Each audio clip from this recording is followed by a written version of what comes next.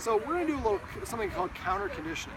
So what counter conditioning is exposing the dog to a stimulus, in this case people or bicycles or skateboards or anything going by in a controlled way, and we're going to create a positive association with it. So when we do this, we want to have the dog on a leash. We don't want to hold the leash tense. We just want to make sure we prevent him from running around. Now what I'm going to do is I've got the Tricky Trainer, which is the soft liver flavor that we've been using. I'm going to let him look at it, and if you notice, I can kind of change his orientation. How often does he put his paw on top of you like that when you're petting him? Like he just did. Is that common? If it's common, you should stop petting him as soon as he does it. Okay. So, all right, so I'm letting him chew and nibble on it, this first one, because I want him to know that he can get little pieces of it. Okay.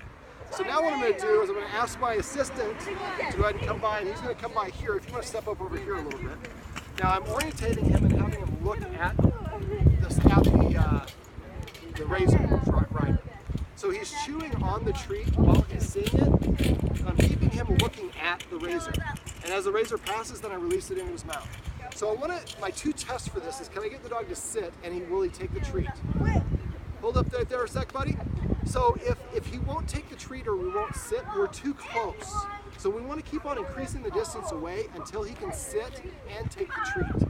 So now we were able to do it without him reacting. So now what we're going to do is we're going to take a couple steps closer. Buddy, could you actually come back over that way? I don't want to have anything. Mom, if you could actually go over there as well, so we don't have anything blocking. If you could actually come up here behind me, that way you can see him as well. Maybe you can stand right here behind him so you can kind of, almost like you're shooting, you stand right here.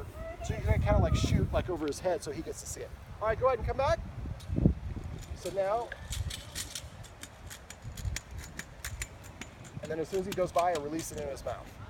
So we keep on doing this, and we're going to gradually get him closer and closer until we're going to be right next to the sidewalk, and he's watching bicycles and things go right by, while he's getting a positive treat at the same a treat, which is a positive reinforcer at the same time. Now the key is to stop before he reacts. When he barely can sit down or you put the treat and he's going around it, that means we're getting to his breaking point. The key with this is to not have him reach his breaking point. So at that point we stop, then we go inside and the treats go away. Then if we stopped here, then we maybe tried it later on that afternoon. I always start one step behind, and we want to keep on gradually getting closer and closer. Now it's going to be dependent on what the stimulus is. If it's razor, maybe he's able to accept that pretty quickly.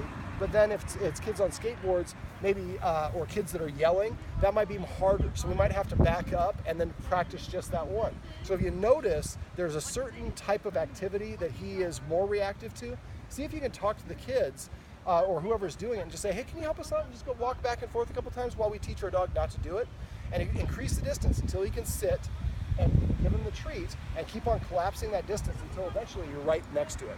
So this way he learns a different behavior. He practices basically sitting there watching them while he's getting something really good happening.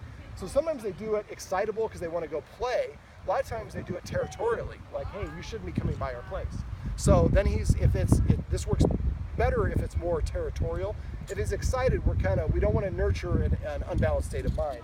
But basically it's also helping him practice just sitting and observing things as they go by rather than always having to interact with them. He's a puppy, he likes to have fun. It looks like fun, rollerblading or whatever it is, so he wants to get on the action. So don't think about it as a punishment because we're giving him a positive reinforcer, but it's helping him shape a new behavior and practice it enough. Once he gets in a habit of doing it enough, then that's just what he does by default, and he won't even think about chasing them or barking at them. So that is a quick little synopsis of how we do some counter conditioning.